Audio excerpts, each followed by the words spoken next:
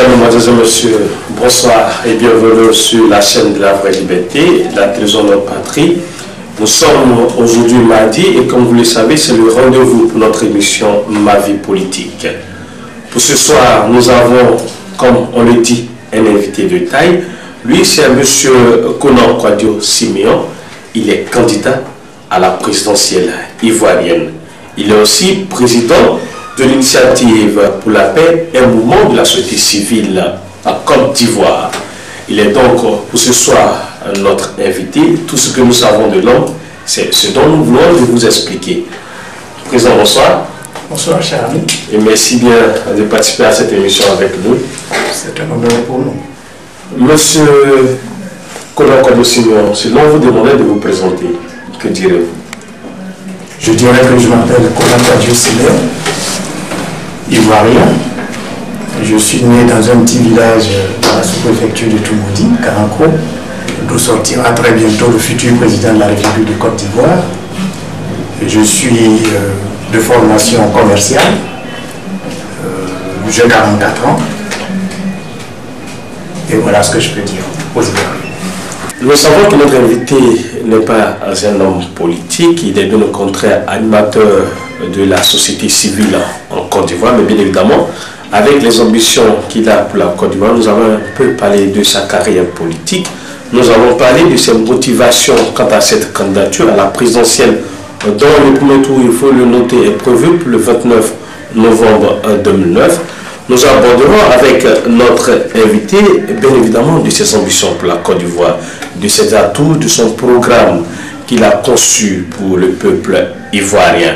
Et nous terminerons, bien évidemment, avec notre invité dans cette discussion sur les élections, la tenue principale du premier tour de cette présidentielle-là. Sans plus tarder, allons-y avec la première étape de cette émission, la carrière politique de notre invité. Monsieur Konan Kwadwo Simeon, est-ce que vous êtes un homme politique? Vous l'avez dit, cher ami, je ne le suis pas. Je n'ai pas l'intention de le devenir. Je suis plutôt membre de la société civile. Je veux juste apporter une contribution que je crois être une contribution majeure pour la restauration de la paix au moment où mon pays traverse une situation de trouble grave. Et pourtant, l'adage le dit, celui qui ne fait pas la politique subit la politique. Qu'est-ce qui a empêché l'homme Konan Kwadwo Simeon de devenir homme politique? Vous savez, il y a dans ce pays une différence à faire entre un homme politique et un politicien. Quand je dis je ne fais pas la politique, en réalité, je voudrais dire que je ne suis pas un politicien. Parce qu'il faut reconnaître que bien souvent, ce que nous observons sous nos tropiques, c'est de la politique politicienne. En réalité, vous l'avez dit et c'est vrai, quand on ne fait pas de la politique, on subit la politique. En Côte d'Ivoire, nous sommes en train d'en faire malheureusement la même constat. Depuis pratiquement 2 décennies aujourd'hui, les Ivoiriens, qu'ils fassent de la politique ou pas, sont en train de subir malheureusement la politique. Et c'est ce qui explique que des personnes n'étant pas politiciennes comme nous autres aient décidé de s'investir sur le terrain politique pour essayer d'apporter une contribution au retour de la paix pour que les mots et les vrais dont souffrent nos concitoyens puissent être correctement adressés. Monsieur Konan Kwadwo Simeon, c'est vrai que vous n'êtes pas un homme politique, mais en décidant de devenir candidat à la présidentielle prochaine, vous mettez le pied sur l'échiquier politique. En tant qu'animateur de la vie sociale de notre très cher pays, pensez-vous que la politique est un métier? Il semble, on entend dire que la politique est un métier. Comme je ne suis pas de ce métier, je ne saurais être affirmatif, mais ce que je veux dire, c'est que la politique, dans le sens où je l'entends, qui est tout arrangement, qui est toute une vision pour le bien-être social des citoyens d'une société ne saurait être un métier en tant que tel.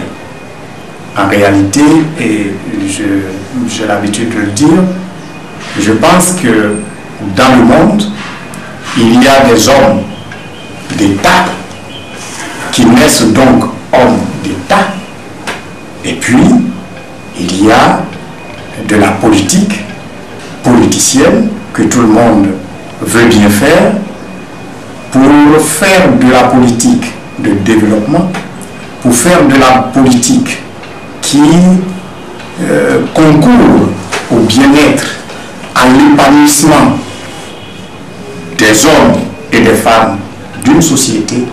On a plutôt besoin d'avoir des fondements intrinsèques, on a plutôt besoin d'avoir des valeurs humaines qui sont, entre autres, l'amour de l'autre, qui sont, entre autres, la solidarité pour autrui. Et ces valeurs sont innées. On ne les acquiert pas forcément. Je ne crois pas qu'il y ait une école spéciale pour cultiver en soi l'amour de l'autre.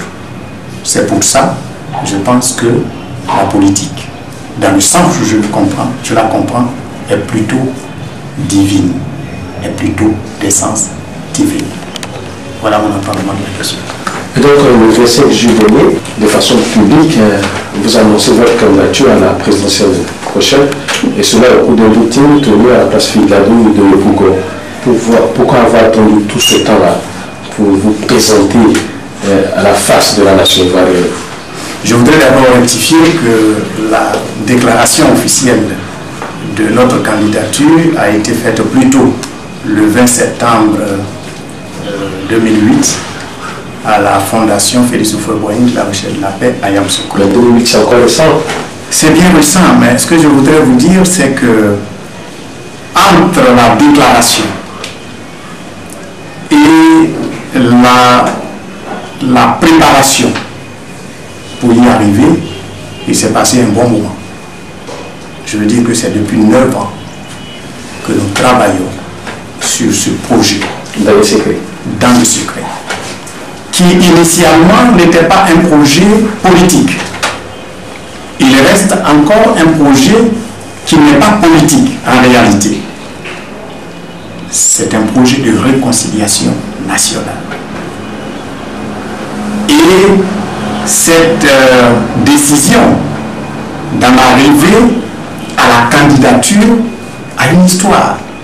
Donc nous y travaillons depuis 9 ans, dans le secret, sans tambour ni trompette, mais assez efficacement. Aujourd'hui, pourquoi?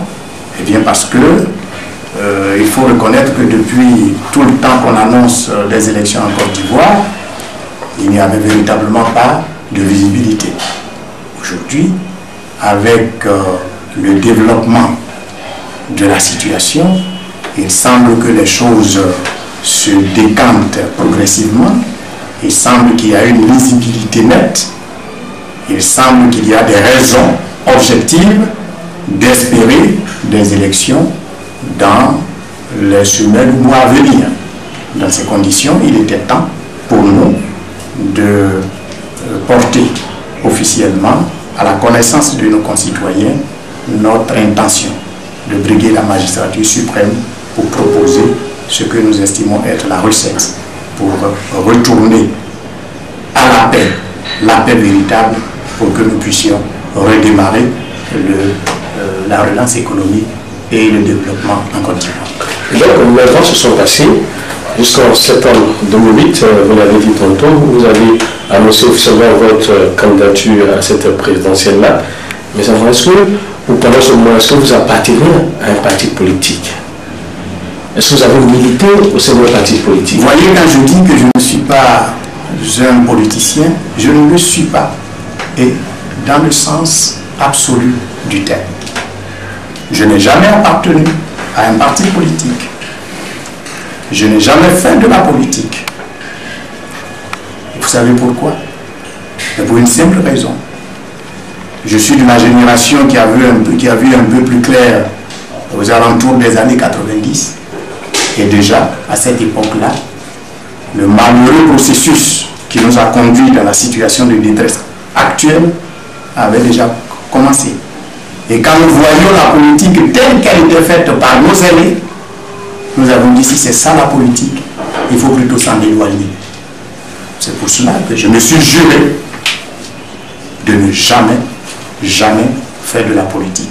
Je vous conseillerais, cher ami, de ne jamais dire jamais. Parce que sinon, vous vous retrouvez dans la situation. Je suis donc dans la situation de celui qui, ayant juré de ne jamais faire de la politique, s'est vu rattrapé par la nécessité, s'est vu interpellé par ce devoir citoyen d'apporter une contribution pour une situation difficile de son pays. Je me retrouve donc sur le terrain politique sans être un homme politique. C'est donc avec cette explication de notre invité sur ce qui n'est pas véritablement sa carrière politique que nous ouvrons la brèche pour parler avec lui des réelles motivations de ce qu'il a emmené, bien évidemment, à se dévoiler candidat à la présidentielle du 29 novembre 2009 prochain. Monsieur Konan Kwadjo Simeon, qu'est-ce qui véritablement a suscité en vous cette envie-là de devenir président de la République de Côte d'Ivoire? La motivation essentielle est d'abord le mal que le modeste citoyen que je suis ressent devant la situation de détresse de ses concitoyens. La motivation est le niveau d'interpellation que l'humble serviteur de la cause de la réconciliation se voit absolument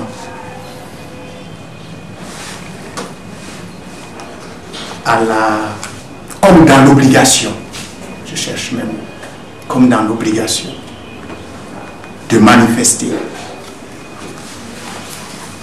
devant cette mort lente de son pays. En réalité, notre pays, depuis près de 2 décennies, ne vit plus. Notre pays, depuis près de 2 décennies, se trouve confronté à de perpétuels troubles. Et alors que nous avions dit, nous autres qui ne faisions pas de la politique, et qu'il fallait donc laisser le règlement de cette question aux hommes politiques, nous nous sommes rendus compte que 15 ans après, la question reste irrésolue. Et mieux, ou plus grave, les lendemains, quand on fait une analyse, quand on scrute l'horizon, les lendemains ne nous inspirent pas la sérénité. Nous avons donc estimé qu'il était temps pour tout Ivoirien, à quelque niveau où il se trouve, de s'organiser pour apporter sa modeste contribution à l'édification ou à la restauration de cette paix que nous avons perdue depuis donc tout ce temps. Dans ces conditions, nous avons pensé qu'il était de notre devoir et de notre responsabilité de proposer notre recette à nous. Et nous n'avons pas trouvé meilleure possibilité de le faire que de l'inscrire sur le terrain de ces incompréhensions, sur le terrain de ces troubles, le terrain politique. Je suis donc candidat, non pas pour respecter une ambition personnelle, je vous l'ai dit, j'ai juré de ne pas faire de la politique, mais plutôt parce que je me sens investi d'une mission, la mission de proposer une recette de réconciliation, condition de mon analyse sine qua non pour le retour de la paix en Côte d'Ivoire. Je suis donc candidat pour proposer une médiation interne, non pas seulement à la crise qui a commencé, ou du moins la crise aiguë qui a commencé le 19 septembre, mais plutôt à tout le processus qui a commencé il y a au moins 2 décennies. Je ne suis donc pas un candidat qui arrive pour mettre de côté un parti politique, ni un leader. Je suis un candidat qui arrive pour rapprocher justement tous ces leaders qui se trouvent un peu comme des icônes pour tous les Ivoiriens. J'arrive pour proposer désormais sur le terrain politique une sorte de fraternisation vraie. J'arrive pour demander une rupture de la politique politicienne, celle qui a fait trop de mal à notre pays et celle qui nous divise trop ces derniers temps. Faut-il vraiment être président de la République pour, comme vous l'avez dit, emmener la réconciliation, emmener la paix? Vous avez dit tout à l'heure qu'à quelques degrés où l'on se trouve, l'on pourrait s'organiser pour bien évidemment raffermir cette paix-là. Vous êtes responsable d'une organisation de la société civile. Donc c'est le poids des organisations de la société civile dans certains pays, tels que l'Afrique du Sud ou la Guinée-Conakry, où la société civile a joué un rôle important à un certain moment de la vie politique. Pourquoi est-ce que vous voulez forcément être président de la République pour changer la donne? Question pertinente. Question pertinente.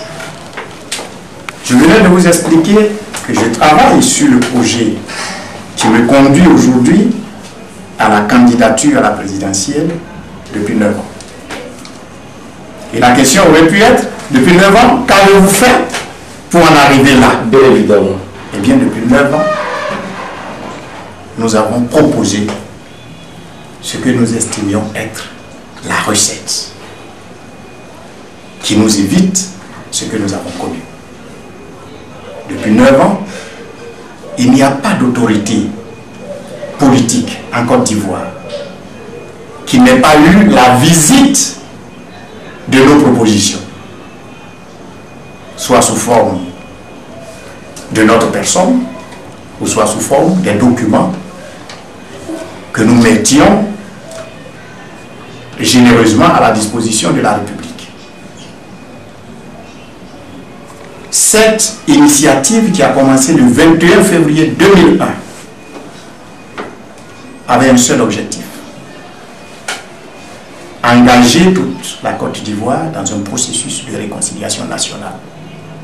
C'était ça, dans un premier temps. L'objectif de ce projet n'était pas que M. Simeon Konakwadio soit aujourd'hui candidat aux élections. Mais ce projet a voyagé. Ce projet a été proposé aux autorités de mon pays. Ce projet a été proposé à tous les leaders politiques de mon pays. Ce projet a été proposé donc au président de la République, M. Laurent Gbagbo. Ce projet a été proposé à M. Henri Konan Bédié, président du PDCI-RDA. Ce projet a été proposé à M. Alassane Dramane Ouattara, président du RDA. Ce projet a été proposé à M. Vaudier, président du PIT. Gloire soit rendue à Dieu, lui nous a reçus. Donc c'est un témoin. Ce projet a été proposé à tous les amis de la Côte d'Ivoire, à toutes les institutions internationales qui sont venues nous aider dans la situation difficile que nous traversions. Après avoir fait tout ce tour, nous n'avons pu avoir aucune oreille attentive. Vous n'avez pas été suivi. Nous n'avons pas été suivis. Et pourtant, la pertinence de ce projet n'a jamais été prise à défaut, n'a jamais été reprochée. D'ailleurs, plusieurs de ces personnalités, ayant bien compris la pertinence du projet, l'ont récupéré. Mais vous savez comment les choses se font en Côte d'Ivoire. On tentait de le mettre en exécution de façon séquentielle, de façon partielle. C'est-à-dire, bien entendu, en faisant en sorte que ça ne profite qu'à soi. Alors que nous présentions un projet de réconciliation, et un projet de réconciliation est d'essence impartial. L'on aurait suivi ce projet en février 2001 que nous n'aurions pas connu le 19 septembre 2002. Je peux vous dire qu'aujourd'hui, sur l'ensemble de ce que je vois faire au niveau de la réconciliation en Côte d'Ivoire, très peu de choses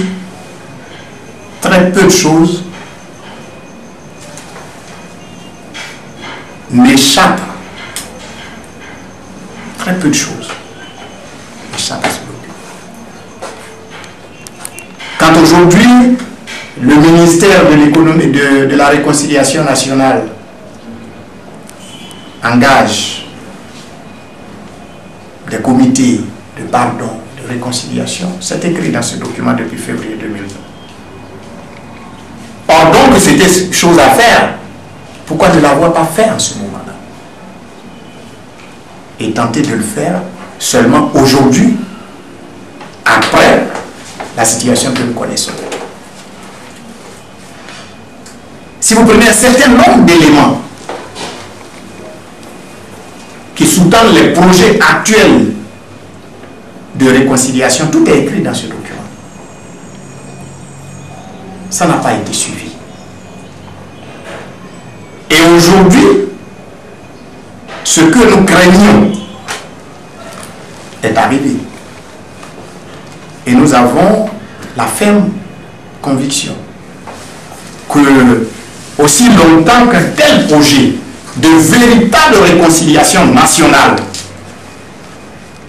n'est pas mis en route, il y a fort à craindre que l'avenir soit plus compliqué qu'aujourd'hui. Parce que pour nous, il est bon de proposer monts et merveilles aux populations. Il est bon, tous les meilleurs projets. Qu'est-ce qu'il y a de plus beau que le progrès pour tous, le bonheur pour chacun? Avec les 12 travaux de l'éléphant d'Afrique, qu'est-ce qu'il y a de plus merveilleux? Qu'est-ce qu'il y a de plus merveilleux avec l'assurance maladie universelle, avec la refondation? Qu'est-ce qu'il y a de plus merveilleux avec le vivre ensemble? Mais tous ces jolis programmes,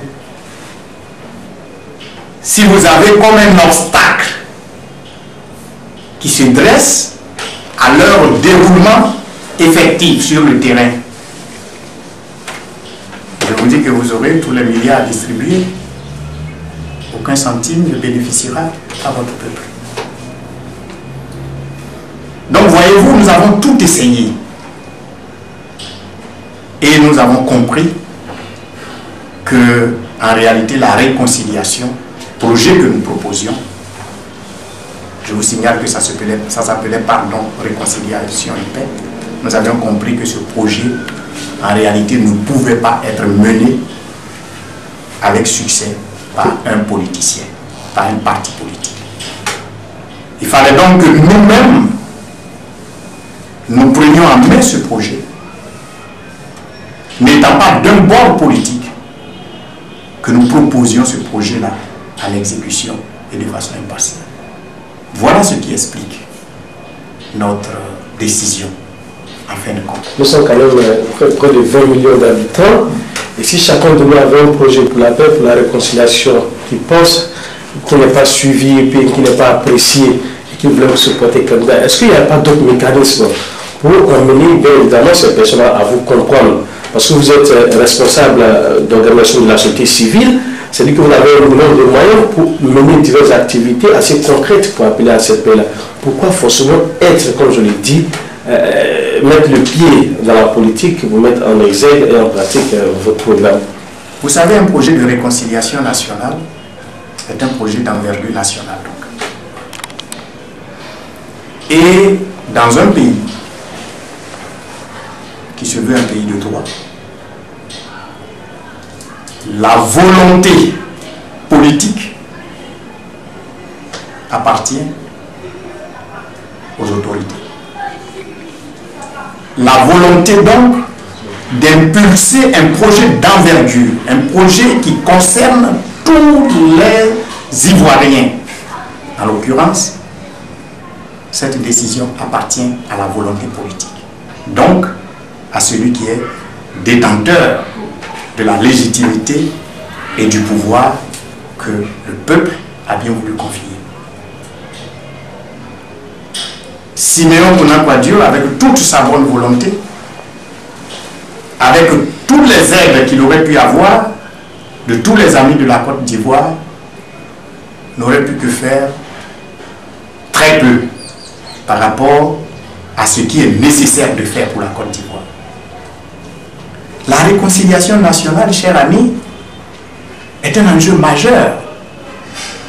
Ce n'est pas simplement une affaire de citoyens. C'est une affaire de l'État. C'est une affaire de tout l'État. Et toutes les ONG, tous les membres de la société civile, chacun, en ce qui le concerne, fait un travail tous les jours que Dieu fait de rapprochement. Mais ce travail a besoin de la légitimité. Ce travail a besoin d'être cacheté par le sceau de la République. Et pour l'instant, c'est ceux qui incarnent au plus haut niveau cette République qui peuvent le faire. Et le pardon, la réconciliation, la paix doit être la priorité des priorités aujourd'hui. Quand, après ce qui est arrivé dans ce pays, nous faisons l'erreur de penser qu'il suffit de rester ici au Conseil de gouvernement ou au Conseil des ministres, décréter que le pardon est obtenu pour que le pardon soit effectivement une réalité sur le terrain. C'est une grande erreur. Il appartient à l'État qui a failli de mener des actions concrètes en direction des innocentes personnes, en direction des victimes, pourtant qui ont régulièrement rempli leur obligation de citoyen, parce qu'ils payent tous les jours les impôts. Il appartient après ce qui est arrivé dans ce pays. Il appartient après ce qui arrive dans ce pays depuis près de 2 décennies. Il appartient à l'État d'engager un véritable processus de réconciliation. Je ne dis pas la réconciliation qui se fait à l'Hôtel d'Ivoire. Je ne dis pas la réconciliation qui se fait à la télévision, à la radio. Je dis la réconciliation qui se fait sur le foyer des tensions. Et Dieu seul sait combien ces foyers sont légion en Côte d'Ivoire. Je parle de cette réconciliation qui débouche sur une coexistence pacifique, c'est-à-dire une cohabitation cordiale comme ce que nous avons connu dans ce pays. Je parle de cette réconciliation qui débouche, en fin de compte, sur la cohésion sociale. Parce qu'encore une fois, pour parler de développement, s'il n'y a pas de cohésion sociale, il n'y a pas de développement. Cette réconciliation-là n'est pas une affaire d'ONG. Cette réconciliation est une affaire d'abord de l'État et ensuite des ONG, bien entendu, qui essaient de prolonger l'action du gouvernement dans le fin fond de nos forêts. Donc c'est une affaire sérieuse. Et je ne vois pas, quand je lis, quand j'entends les déclarations de nos grands candidats aujourd'hui, je ne vois pas très bien qu'est-ce que les uns et les autres proposent pour que nous en arrivions à la véritable restauration de la paix. De façon à ce que ces jolis programmes qui sont programmés, qui sont proposés puissent être profitables aux populations. N'est-ce pas? Parce que je l'ai dit, vous avez beau avoir le meilleur programme, si dès que vous êtes assis, vous devrez faire face à des mutineries toutes les semaines, si vous devrez faire face à une rébellion, si vous devrez faire face à des coups d'État, vous avez beau être le magicien, vous ne pourrez que protéger tout le temps votre fauteuil au détriment de l'action au bénéfice des populations. Voici pourquoi je redis et j'affirme que la réconciliation nationale doit être pour tous les candidats le thème central de ces élections. Il ne suffit pas de venir dire quand je serai là, il y aura la paix. Il faut expliquer aux Ivoiriens comment, quand vous serez là, il y aura la paix. Autrement dit, tout ce qui leur est proposé, c'est simplement, excusez-moi, mais c'est du leur. Président Kounan Kodjo-Simyon, l'initiative pour la paix, qu'est-ce que c'est? Nous savons que c'est un mouvement de la société civile, mais en fond, de fond en comble, pourquoi la naissance d'un tel mouvement, depuis quand il existe et comment elle est structurée et quelle est sa vocation première? Vous l'avez dit, l'initiative pour la paix est une organisation de la société civile avec pour objet essentiel la recherche des voies et moyens propres pour aboutir à la réconciliation nationale, au pardon et à la paix. Voici l'objet. Et l'initiative pour la paix existe donc depuis 2004. Je voudrais dire qu'initiative pour la paix n'est rien d'autre que la mutation d'une autre structure qui s'appelait déjà Action pour la paix, qui elle est née donc en février 2001 pour proposer justement ce projet. Et quand, après tous les tours que je vous ai décrits, après toutes les actions que nous avons dû mener en direction de nos autorités, nous avions compris qu'il fallait nous-mêmes nous investir sur le terrain politique pour faire passer cette idée. Action pour la paix ne répondant pas en termes légaux à cet autre objectif qui allait faire appel à la politique, nous avons dû donc créer Initiative pour la paix. Et depuis 2004, bien, nous faisons ce que nous avons à faire, nous sillonnons donc les populations, nous, même à l'heure chaude, hein, à l'heure où il y avait comme un rideau de fer entre une partie de la Côte d'Ivoire et l'autre, nous circulions. Nous avons pu faire le tour de toutes les régions de Côte d'Ivoire, toutes les fois que nous avons voulu, pour essayer de semer ce message de pardon, de réconciliation et de paix. Est-ce que l'initiative pour la paix se présente de façon structurelle comme les partis politiques, c'est-à-dire où l'on parle de sections, de coordination, de comités de base et tout ça? Oui, bien entendu, vous savez, on ne refait pas le monde. Un parti politique est également une organisation. C'est une association. Et d'ailleurs, jusqu'à une date très récente, nous étions régis par les mêmes lois, n'est-ce pas? Donc, une organisation qui veut se structurer ne passe pas par 1000 façons. Nous ne nous appelons pas des sections et autres, mais nous avons des coordinations qui travaillent donc un peu partout dans nos différentes localités qui essaient de relayer. Et à ce jour, combien vous en avez? Une centaine, un peu plus. Et donc, c'est le président de l'initiative pour la paix, Konan Kwadjo Simeon, qui décide de briguer la magistrature suprême, dont il faut le rappeler, le premier tour de la présidentielle en Côte d'Ivoire est prévu pour le 29 novembre prochain. Mais en quoi est-ce que cette candidature-là est différente des autres?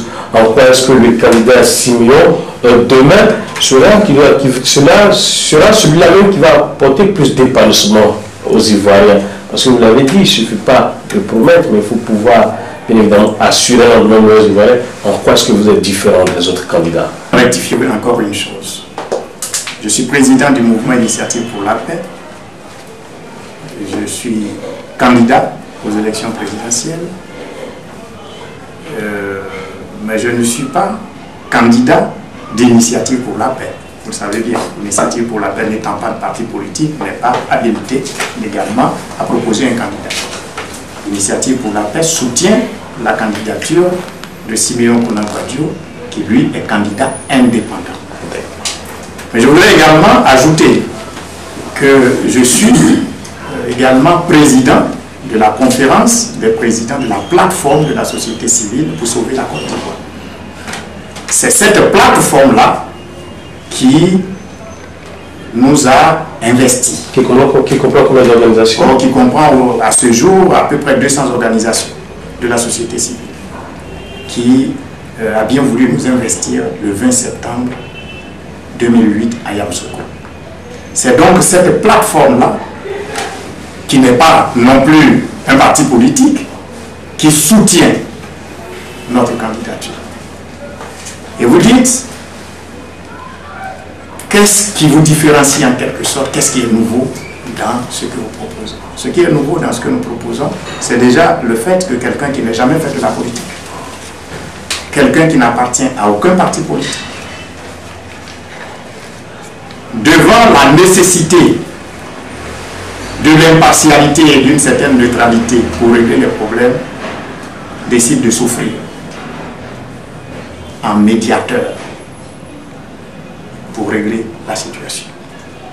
Ce qui est nouveau, c'est que je ne suis pas le candidat d'un camp, je ne suis pas le candidat d'un parti politique, je suis un candidat qui arrive pour dire assez les palabres. Est-ce qu'on peut nous réconcilier? Un médiateur qui veut le fauteuil. Un médiateur qui ne veut aucun fauteuil. Vous savez, j'ai une philosophie.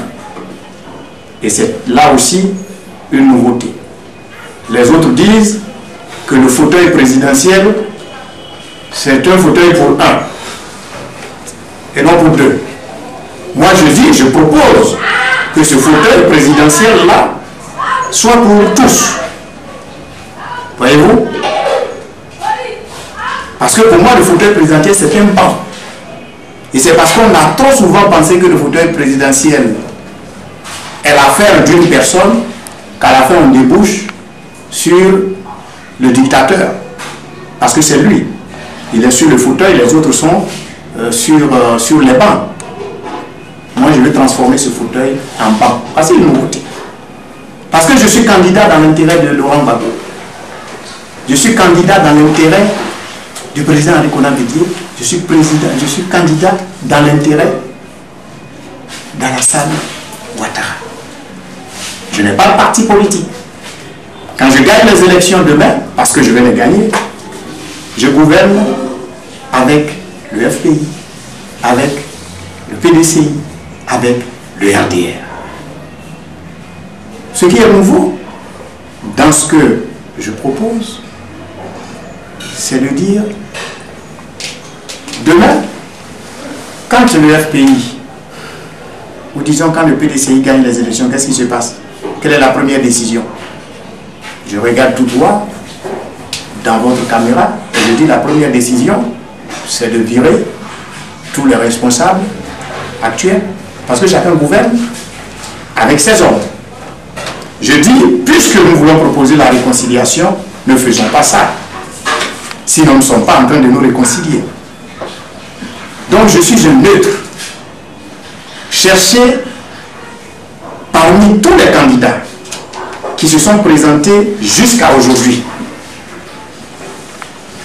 Et dites-moi, celui qui est véritablement neutre, celui qui n'a jamais appartenu à un seul parti politique, celui qui n'est transfuge d'aucun parti politique. Moi, je mets quiconque au défi de prouver, ne serait-ce que par mon émargement sur une liste de présence à une réunion politique, que j'appartiens à telle politique.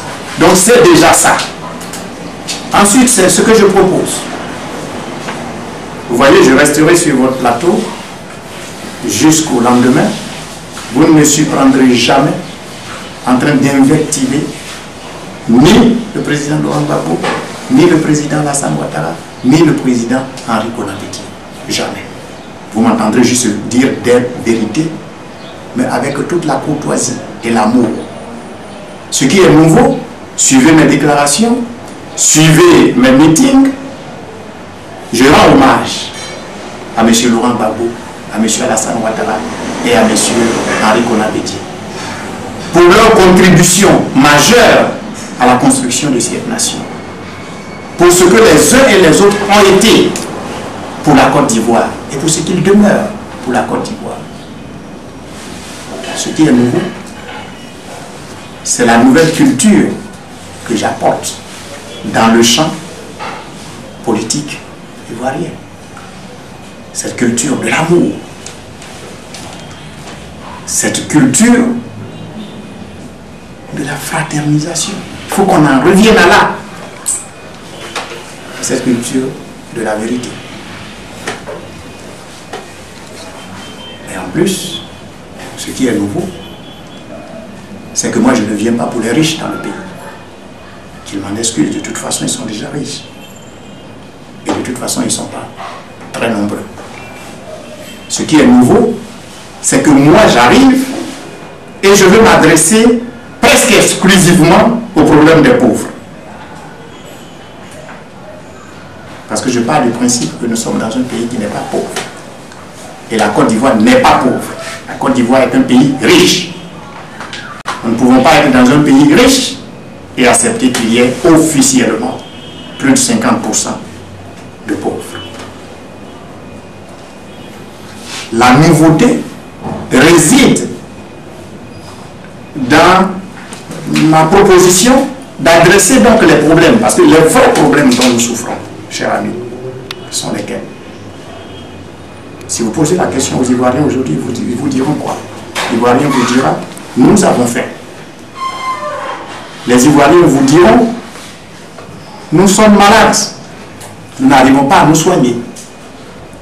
Les Ivoiriens vous diront, nous rencontrons la mort à tous les coins de la rue, donc insécurité.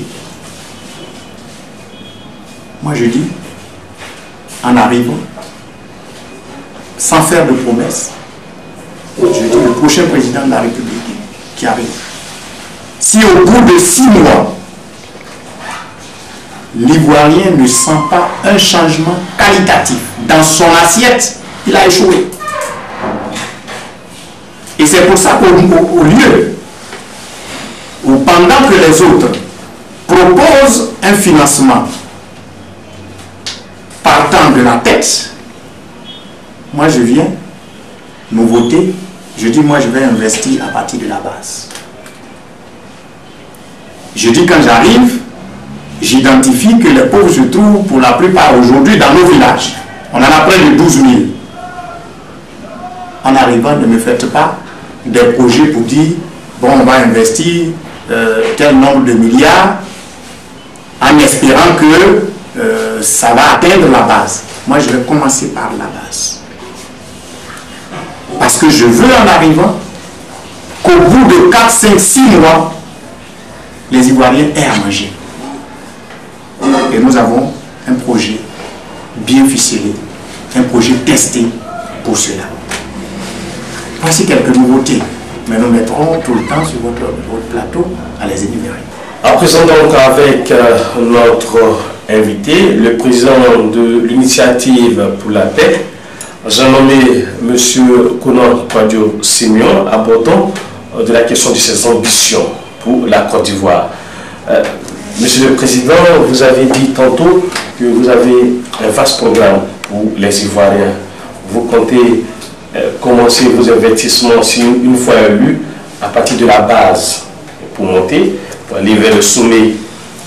Nous savons qu'il y a plusieurs domaines qui existent, celui de la santé, de l'éducation, de l'agriculture, les infrastructures routières, tout ça. Comment, pratiquement, techniquement, vous comptez résoudre les problèmes dans ces différents secteurs-là que connaissent la Côte d'Ivoire? Là aussi, c'est simple. Vous savez, j'ai l'habitude de dire qu'il ne faut pas recréer le monde. La Côte d'Ivoire, en fait, n'est pas en panne de projet, n'est pas en panne de programme. C'est évident aujourd'hui. Tous les projets que les candidats présentent, ce sont des projets qui sortent des séminaires et autres ateliers que tous les experts font. Donc là n'est pas trop le problème. Le problème, c'est les approches. C'est les approches, c'est la vision nouvelle. Moi, j'ai une ambition, une grande ambition pour mon pays, et c'est du concret. Et cette ambition, en fait, repose sur un principe indiscutable. C'est que la Côte d'Ivoire a une vocation. La Côte d'Ivoire est un pays leader. La Côte d'Ivoire est lumière dans la sous-région. La Côte d'Ivoire est locomotive. La Côte d'Ivoire doit donc récupérer très rapidement sa place. La place de la Côte d'Ivoire, c'est devant et non derrière. Pour ce faire, il suffit tout simplement de regarder les choses avec un peu plus de calme, avec les experts. Je vous l'ai dit, le gros problème aujourd'hui, c'est un problème de misère. Les gens ne mangent plus. On disait il y a quelques mois ou quelques années, une fois, ils ne mangent plus qu'une seule fois par jour. Maintenant, c'est même pas évident qu'ils aient la seule fois. Donc les gens ont des problèmes de nourriture. Nous sommes en Côte d'Ivoire, un pays béni. Mais un pays béni, immensement béni. Il n'y a aucune région, il n'y a aucune localité de la Côte d'Ivoire qui ne coule sous les grâces inouïes de l'Éternel. On ne peut pas avoir faim en Côte d'Ivoire. Donc la politique de l'autosuffisance alimentaire qu'on chante depuis des décennies, il faut qu'elle devienne réalité. Et c'est pour ça que je vous disais, moi je veux investir à partir de la base. C'est-à-dire, je veux rentrer dans les villages, dans chaque village de Côte d'Ivoire et dire quelle est votre spécificité ici, quelles sont les potentialités dans ce village. On dira ici, nous on a le manioc, nous sommes experts en attiqué. Ici, bon, ben, c'est l'arachide, ici, bon, c'est la tomate. Et nous allons donner des moyens. Il ne faut pas des milliards dans chaque village. Nous allons donc donner ce qu'il faut pour exciter le paysan à reprendre confiance en lui et à s'investir dans des activités, quitte agricole, agro-pastoral, de petits commerces. Là-dessus, nous allons travailler essentiellement, excusez-moi du peu, avec les femmes et la jeunesse. Il faut les aider à se regrouper. Les femmes, elles le font déjà très bien. Il faut les aider à le faire. Les jeunes, avec moi, on ne devra trouver aucun jeune paraissant dans un village. Voici déjà une solution. Et croyez-moi, je ne vais pas chercher l'argent ailleurs pour ça. La Côte d'Ivoire a de l'argent pour donner un coup de main à ses concitoyens. Et c'est d'ailleurs, je pense, non seulement un devoir régalien de l'État, mais c'est devenu même un droit pour le citoyen de l'exiger, d'exiger cette solidarité, d'exiger de la part de l'État cette aide. Savez-vous pourquoi? Eh bien parce que quand je parle de réconciliation, la Côte d'Ivoire devrait regarder tout droit dans les yeux de ses administrés, dans les yeux du peuple et dire pardonnez. Je demande pardon parce que j'ai failli. Il faut d'abord reconnaître que l'État a failli et que du fait de cette défaillance, les Ivoiriens, dans leur grande majorité, ont subi de graves préjudices et sont devenus aujourd'hui des grabataires, quelquefois même dans une situation comateuse. Je considère que l'Ivoirien aujourd'hui est dans une situation comateuse.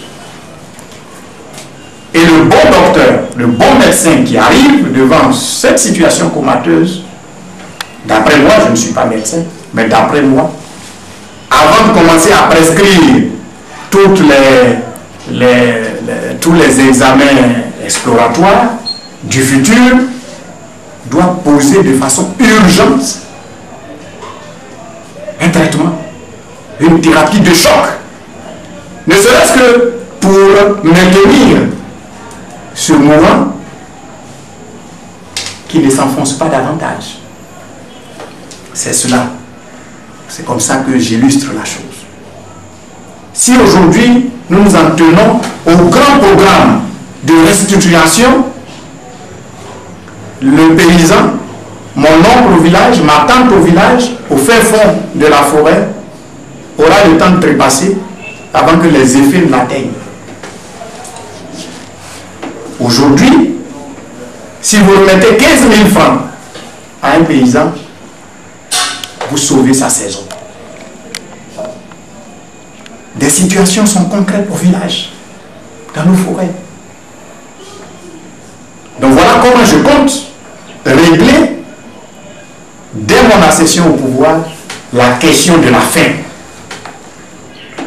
Le rôle de l'État n'est pas de distribuer des milliards aux gens. Tout le monde n'en aura pas.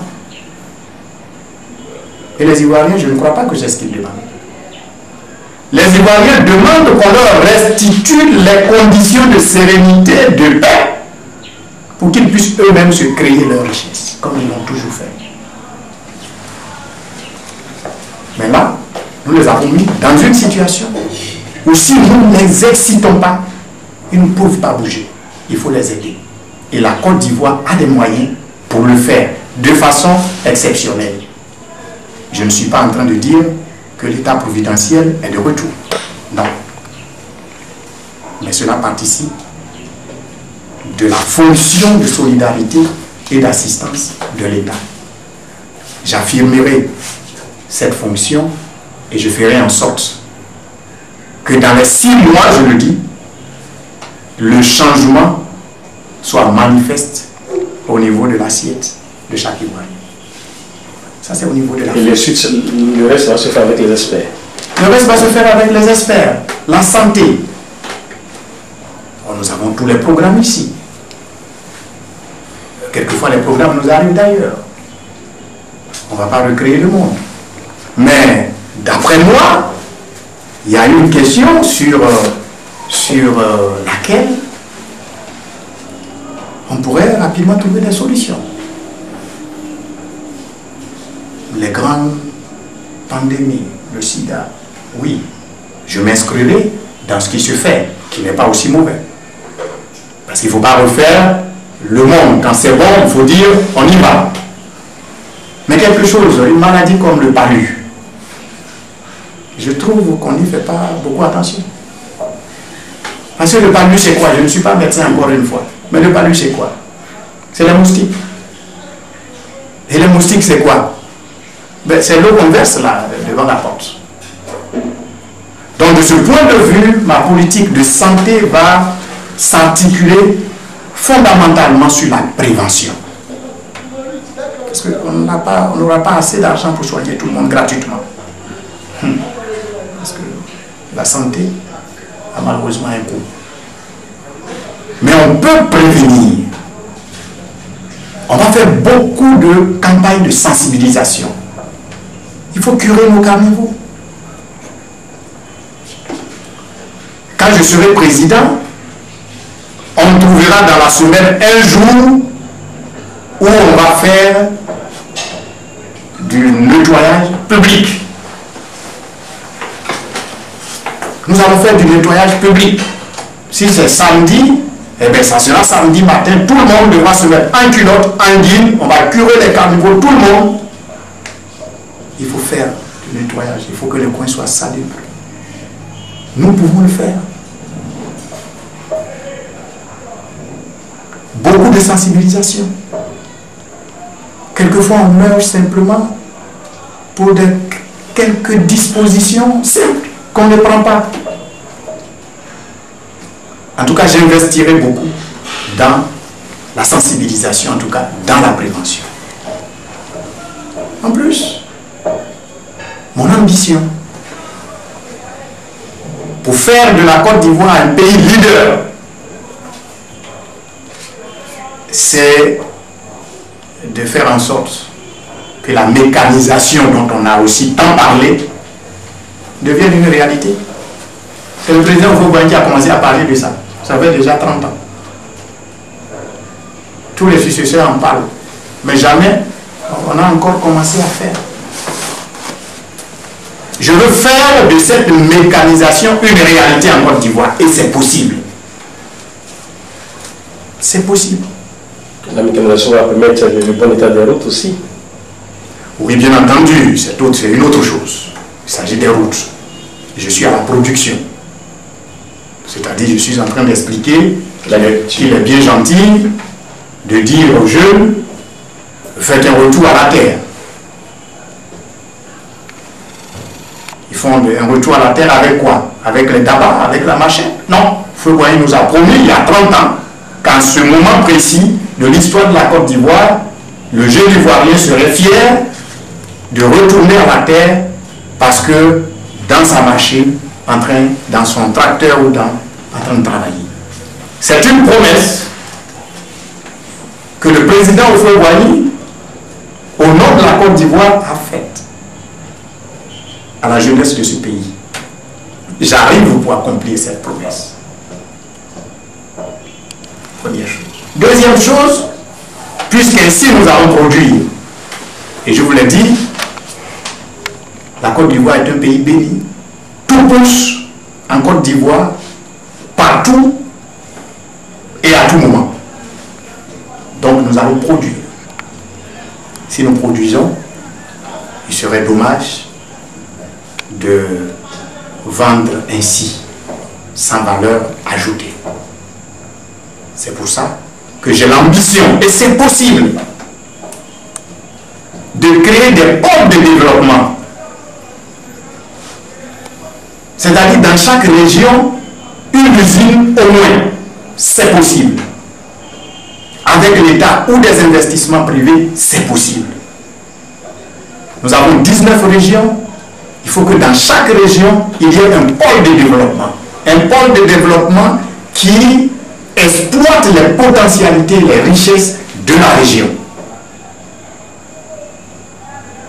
Je rêve d'avoir les produits ivoiriens sur le marché mondial. À l'heure de la globalisation, à l'heure de la mondialisation, si vous n'avez rien à proposer, vous n'existez pas. La Côte d'Ivoire a des choses à proposer. Nous avons nos spécificités. Moi, je rêve de voir notre Tchéquie à Hong Kong, à New York. Je rêve de voir notre Nyamakuchi bien brassé et tout, un peu partout. Nous avons des spécificités. J'ai ce rêve pour mon pays. Et mon pays peut honorer cette promesse. Rapidement, monsieur le candidat président, est-ce que vous pouvez revenir un peu sur comment vous comptez résoudre le problème des écoles et des routes, assez rapidement? Très bien. Le problème de l'école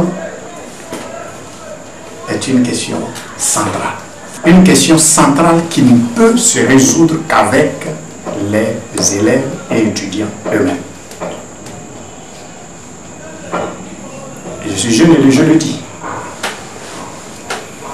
Je pense que la Côte d'Ivoire aura les moyens pour investir partout.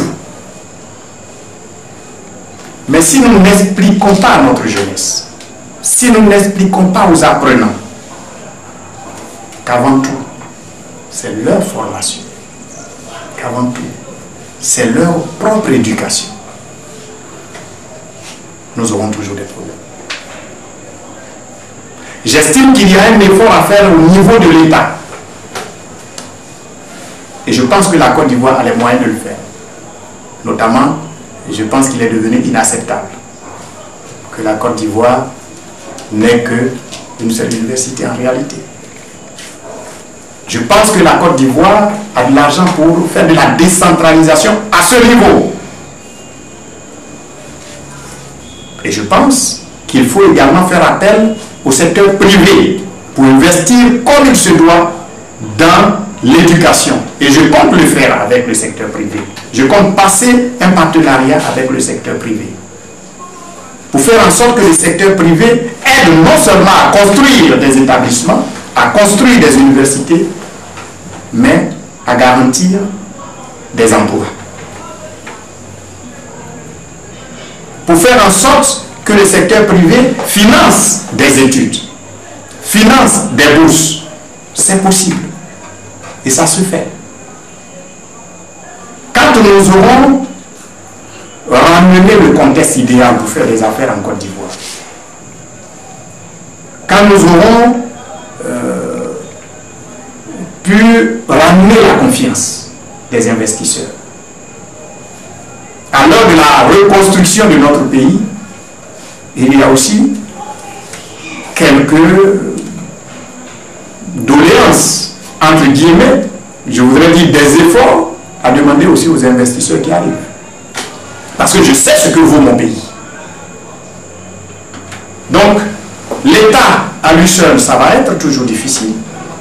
Mais l'État plus le secteur privé, nous pouvons régler les problèmes, j'allais dire structurels,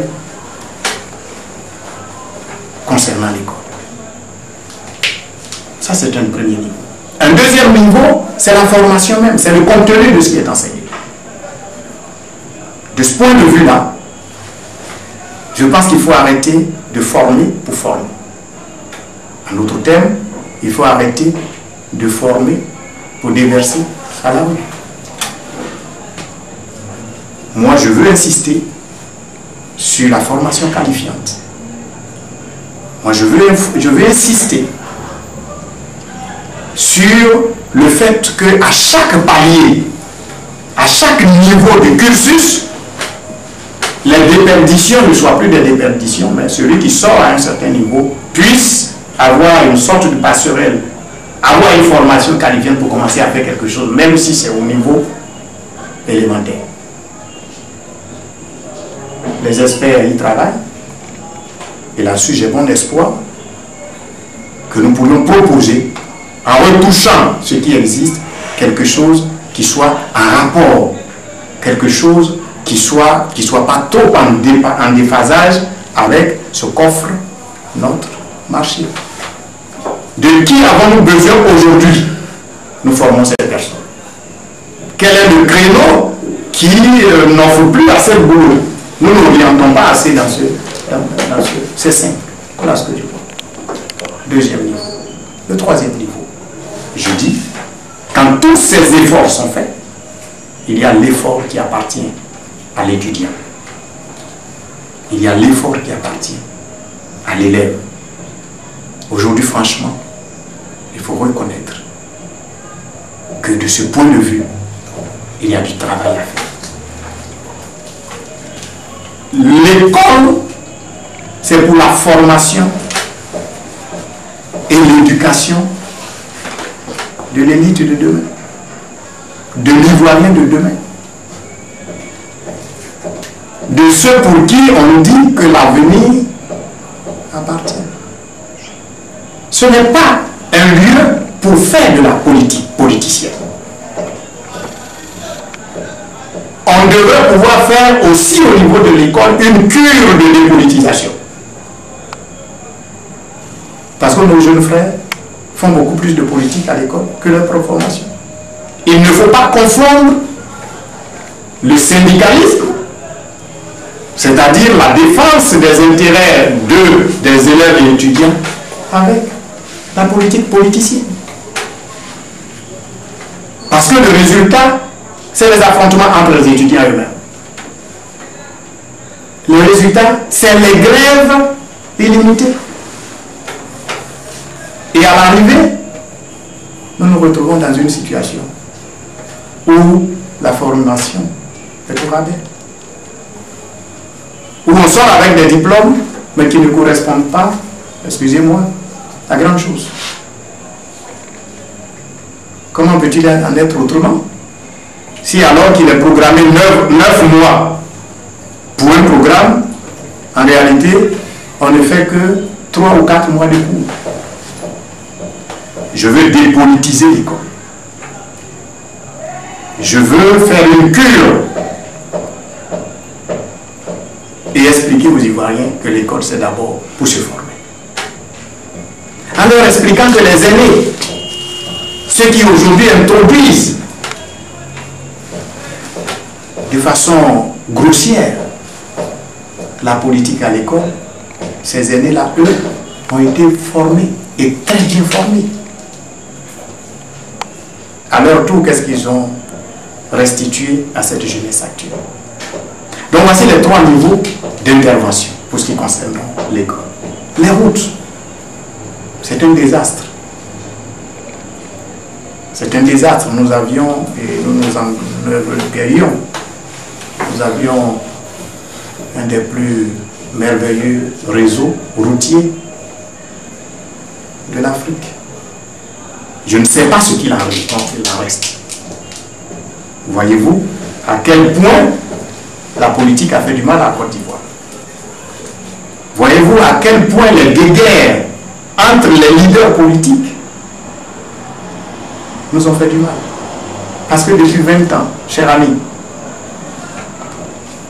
il n'a pas été posé un seul kilomètre de plus que ce qui existait. Les quelques kilomètres qui ont été posés, qu'on a fait en grande pompe, ont disparu depuis peu. Parce que mal posé. Et c'est pour ça que quand vous faites le tour, vous faites un peu, nous autres, comme nous n'avons pas les grands moyens, nous faisons nos tours à pied. Quand vous allez dans la sous-région, donc on a le temps passant donc tout le long des pays en voiture à regarder. Tous les pays autour de nous sont en chantier. Et la Côte d'Ivoire est aujourd'hui dans l'état piteux au niveau de son réseau routier. Oui, ça c'est un gros problème. Parce que comme on le dit, la route précède le développement. Nous devons là puiser, en tout cas dans nos réserves, pour reconstituer ce réseau. Malheureusement, à ce niveau-là, nous serons obligés de faire appel à des appuis, à des aides extérieures. Nous faisons partie de la communauté internationale, nous faisons partie des multinationales. Nous allons pouvoir donc passer des accords avec les multinationales, la Banque mondiale, le FMI, pour leur demander de nous aider à reconstituer le plus rapidement possible notre réseau routier. Mais je ne parle pas seulement des autoroutes. Je ne parle pas seulement des grands axes. Mais je parle surtout des sentiers, des routes qui desservent nos petites localités. Ou quand nos parents ont fait l'effort de produire, ils ne peuvent pas vendre parce qu'il n'y a pas de route. Je mettrai beaucoup plus l'accent à ce niveau. Parce que la production, la richesse de la Côte d'Ivoire ne se trouve pas au bord des grands axes. Elle se trouve dans nos forêts. Je trouve inacceptable que nos zones de production de nos richesses soit généralement totalement enclavé. Là où on tire les mamelles de notre économie, là où on tire le cacao, là où on tire le café, quelquefois se trouve dans des zones totalement enclavées. Je mettrai un point d'honneur à désenclaver toutes ces zones de production. Avec l'aide de multinationales. Bien entendu, vous savez très bien, les routes, ça coûte extrêmement cher. En Côte d'Ivoire, toutes les localités sont riches de quelque chose. Quand nous allons développer toutes ces richesses partout, vous allez vous rendre compte très rapidement que le cacao n'est pas forcément plus rentable que la tomate. Que l'oignon n'est pas forcément quelque chose de réservé qu'à la femme, juste pour ses petites dépenses. Vous allez vous rendre compte que dans les zones où on pense que le Seigneur n'a pas été particulièrement généreux, est justement la zone la plus riche du pays. Mais enfin, des études existent qui montrent que beaucoup de choses peuvent se faire partout. Donc, la zone qui enrichit sera enrichie. En fait, c'est de mettre les Ivoiriens au travail. Il faut mettre les Ivoiriens au travail. Le président, rapidement, un peu la question de l'eau et de l'électricité en Côte d'Ivoire, surtout avec le monopole qu'il y a certaines entreprises.